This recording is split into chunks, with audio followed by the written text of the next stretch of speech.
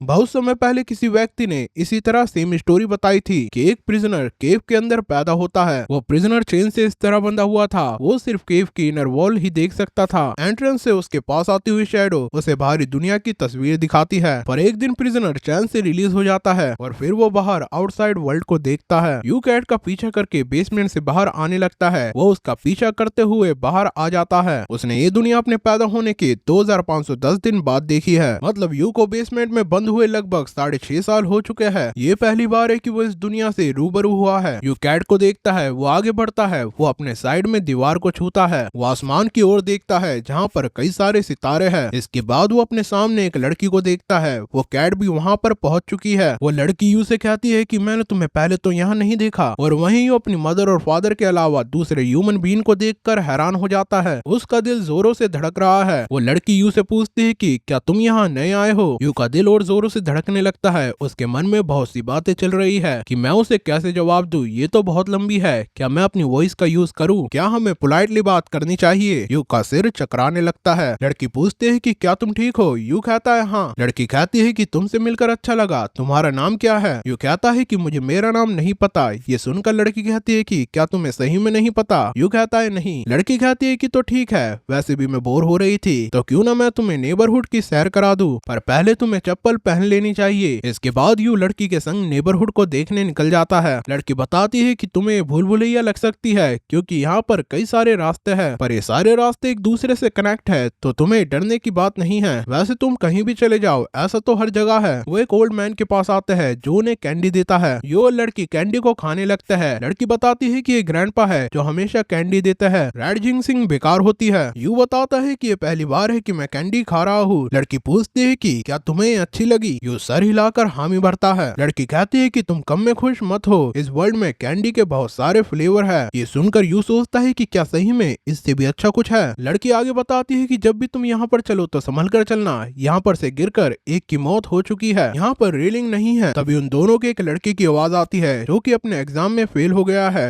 वो परेशान है, वो रूम से बाहर आता है। लड़की बताती है कि ये बंदा सिविल सर्विस एग्जाम की तैयारी कर रहा है। यू कहता है क्या कहा? Civil service exam? लड़की बताती है कि स्टडी करना बहुत मुश्किल होती है, देखो वो रो रहा है, ये बहुत मुश्किल है। वो आगे बढ़ते हैं, उन्हें एक व्यक्ति मिलता है जो कि वेयर कहता हुआ एक ही जगह पर घूम रहा है। लड़की बताती है कि ये वेयरमैन है जो कि हर दिन यूं ही एक सर्कल में घूमता रहता है। लड़की और यू उसके संग घूमने लगते हैं। तभी थोड़ा आगे चलकर लड़की कहती है कि हम पहुंच ही गए, वहाँ पर एक कैट है। लड़की पूछती है कि क्या तुम हमारा ही इंतजार कर रही थी? वो यू को बताती है कि हम इसका ही तो पीछा कर रहे थे। ये स्ट्रीट कैट है, ये यहाँ पर अपने किटीज के संग रहती है। लड़की यू को किटीज दिखाती है। लड़की बताती है कि जब ये कैट छोटी थी तब से मैं इसे जानती हूँ, अब इसके छोटे छोटे बच्चे हैं, इसमें कुछ तो अमेजिंग है और डरावना भी। वो कहती है कि देखो तुम यहाँ से पूरा नेबरहुड देख सकते हो। यू पूरे नेबरहुड को देखता है। लड़की बताती है कि लोग बच्चे पैदा होते हैं, बड़े होते हैं, बच्चे पैदा करते हैं, बूढ़े होते हैं और मर जाते हैं। सिर्फ थोड़े से समय के लिए वो पैदा होते हैं और मर जाते हैं। मैं भी कुछ समय के लिए इस वर्ल्ड में हूँ और कुछ समय बाद यहाँ से डिसअपीयर हो जाऊंगी। ये इतना डरावना है कि मैं चिल्लाना चाहती हूँ। यू जो कि जीते जी ही मर चुका था, उसे उसकी बात बिल्कुल भी समझ नहीं आई। उसे सिर्फ इतना पता था इतनी बड़ी दुनिया और ये सारा आसमान उसके लिए नया था। ये देखकर उसे जो महसूस हुआ वो पहले कभी नहीं हुआ था। इसके बाद यू वहाँ से चला जाता है। वो वापस बेसमेंट चला जाता है। वो देखता है कि उसके सामने उसकी मदर है। वो अपनी मदर से कहता है कि मैं बाहर गया था।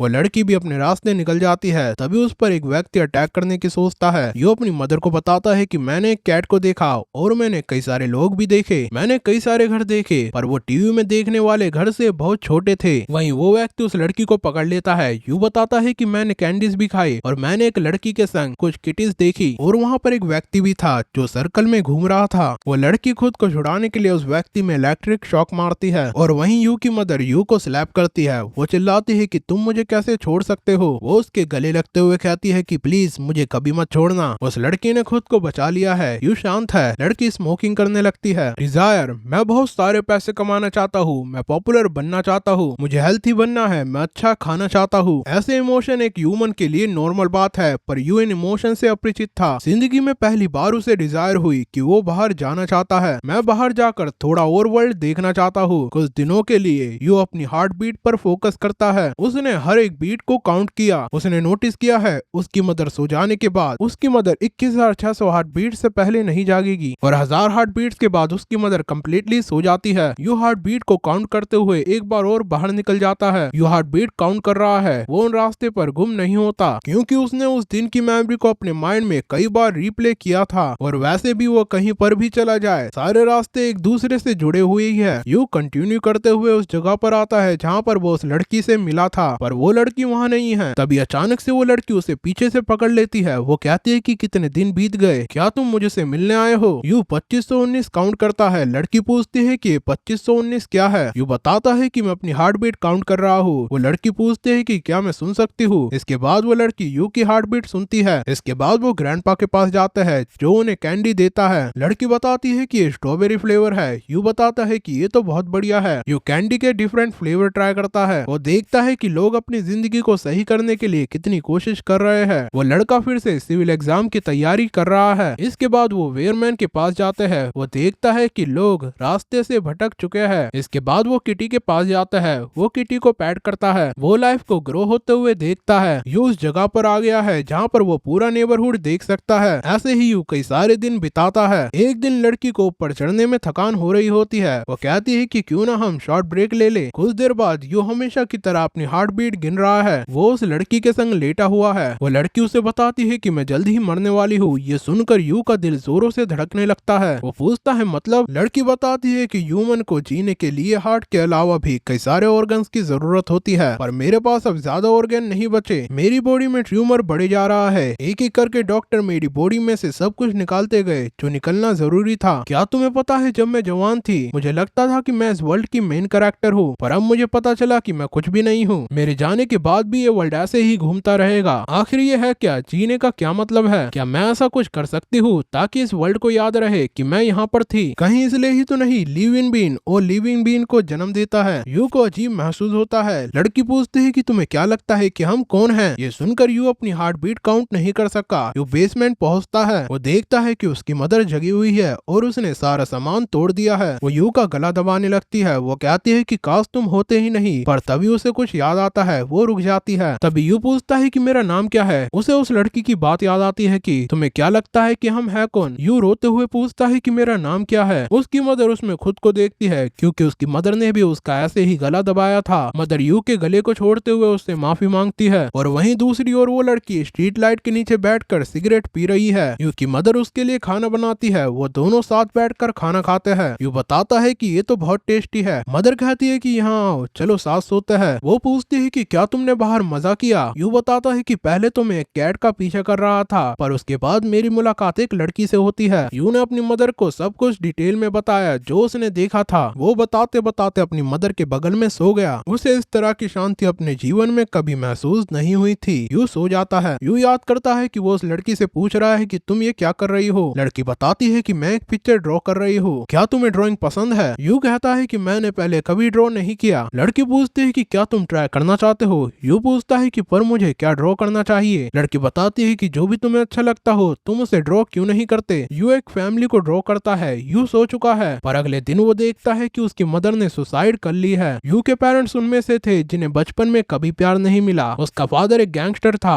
और उसकी मदर इलीगल अडल्ट एंटरटेनमेंट में एक वर्कर थी। दो ब्रोकन लोगों ने सोचा कि वो एक दूसरे को कंफर्ट दे सकते हैं। कुछ समय के लिए उनकी लाइफ अच्छी चली, पर उसकी मदर खुद को संभाल ना सकी। यू का फादर उसे चीट करते हुए पकड़ लेता है। वो अपने गुस्से को कंट्रोल नहीं कर पाता और उसकी मदर को बेसमेंट में बंद कर देता है। यू खुद से पूछता है कि ऐसा क्यों हुआ? अपनी मदर के पैरों को पकड़कर उसके संग बिताए हुए लम्हे याद करता है। वो खुद से पूछता है कि ऐसा क्यों हुआ? उसे लड़की से हुई कन्वर्सेशन याद आती है। लड़की ड्राइंग को देखते हुए कहती है कि क्या ये तुम्हारी फैमिली की ड्राइंग है? यू मना करता है। वो कहता है कि ये ड्राइंग बहुत कूल और अच्छी है। लड़की पूछती है कि क्या तुम चाहते हो कि तुम्हारी फैमिली भी ऐसी हो? यू सर हिलाकर हाँ करता है। लड़की कहती है कि अगर तुम्हारे पास ऐसी फैमिली हुई तो बहुत अच्छा होगा और एक दिन तुम्हारे पास ऐसी फैमिली जरूर होगी। यू की मदर मर चुकी है। तभी बेसमेंट में उसका फादर आता है जो पहले से ही डैमेज है। उसके हाथ में नाइफ है। लगता है कि वो किसी से फाइट करके आ रहा है। वो इस इंसिडेंट को देखकर गुस्सा हो जाता है। वो यू को बाहर की ओर फेंकता है। वो उसकी मदर को नीचे उतारता है। इसके बाद यू का फादर उसे मारने लगता है। वहीं यू पिटते हुए सोचता है कि ऐसी सिचुएशन बनी कैसे? उसे वॉयलेंस के अलावा और कुछ नहीं आता क्या? क्या दूसरों को दर्द देने में इसे खुशी मिलती है? क्या लोगों को मारने में मजा आता है? लगता है कि आज मुझे जान से मार देगा। यू को उसकी पेंटिंग याद आती है। वो कहता है कि डैड क्या तुम मुझे प्यार नहीं कर सकते? ये सुनकर उसका फादर और गुस्सा हो जाता है। क्या तुम्हें पता है कि उस प्रिजनर का क्या हुआ जिसे केव की बाहर की दुनिया का पता चल गया था? उसे क्या पता चला? यू का फादर उसे और मारने लगता है, पर यू नाइफ से उसे स्टैब कर देता है। उसका फादर वहीं मर जाता है। यू अपने सामने केट को देखते हुए खुद से पूछता है कि ये दुनिया क्या है, हम कहाँ जा रहे हैं। यू बाहर निकल जाता है। वो उस जगह पर जाता है जहाँ पर उसे वो लड़की मिलती है, पर आज कोई भी वहाँ नहीं होता। वहाँ पर बस एक पेंटिंग रखी होती है। वो पेंटिंग एक कैट की है। आज के दिन वो ओल्ड मैन भी मर चुका है जो यू और उस लड़की को कैंडी दिया करता था। यू उसके घर के आगे जाता है, पर वो ओल्ड मैन यू को वहाँ नहीं मिलता। स्ट्रीट पर आज भी वेयर मैन ऐसे ही वेयर करते हुए सर्कल में घूम रहा है, और वहीं वो लड़का जो कि सिविल एग्जाम की तैयारी कर रहा था, उसे पता चलता है कि वो पास हो गया है। वो भागते हुए अपने घर की ओर जाता है। वो अपनी ग्रैंड माँ को आवाज लगा रहा है। अचानक से उसका पैर फिसलता है और वो सीढ़ियों से गिरने लगता है। यू देखता है कि वो मर चुका है। इसके बाद वो देखता है कि वो कैट और उसके किटी भी मारे जा चुके हैं। वेयरमैन पागल हो रहा है और वो लड़की यू की पेंटिंग को लेकर वहाँ पर लेटी हुई है। वो लड़की भी मर चुकी है। इस दिन इस वर्ल्ड में कई सारी रोज की तरह कई सारी घटनाएं होती है, जिसमें कई सारे लोग जान से मारे जाते हैं। कहीं पर शूटिंग हुई तो कहीं पर कार एक्सीडेंट और कहीं पर बाढ़ भी आ रही है। यू पूछता है कि हम कहाँ जा रहे हैं। तभी वेयरमैन को दिखाया जाता है जो कि पागल हो चुका है। वो खुद से पूछता है कि मैं कहाँ जा रहा हूँ। तभी यू को उस लड़की की बात याद आती है कि तुम कहीं भी चले जाओ, हर जगह यही हाल है। यू वहीं लाइट पोल के आगे जाकर बैठ जाता है जहाँ पर वो फर्स्ट चैप्टर में दिखाया जाता है। तभी उसके पास जिया आता है जो उसे बताता है कि आसमान के सारे सितारे तुम्हारे लिए ही शाइन कर रहे हैं। जो अपने साइड में कुछ नोटिस करता है। वो देखता है कि उस कैट का एक बच्चा बच गया था जो कि उसके पास आ गया है, और अब वो कैट मर चुकी है। यू उसके लिए गड्ढा खोद रहा है। वो उस लड़की से हुई पहली मुलाकात याद करता है। उसकी जिंदगी में बस वही एक कैट थी और अब वो भी जा चुकी है। अगले दिन यू का जी से मैच है। आर्नोल्ड यू की हालत देखकर हैरान है। वो पूछता है कि तुम्हें क्या हुआ, आज तो तुम्हारा मैच है। के पूछता है कि क्या हुआ। आर्नोल्ड बताता है कि यू अपने बेस्ट शेप में नहीं है। मुझे नहीं लगता कि वो सोया भी है। वो बहुत ही टेरिबल दिख रहा है। कि यू की ओर देखते हुए कहता है कि नहीं, आज यू अपनी लाइफ की सबसे बेस्ट कंडीशन में है। यू की आंखों में डार्कनेस के अलावा कुछ भी नहीं है।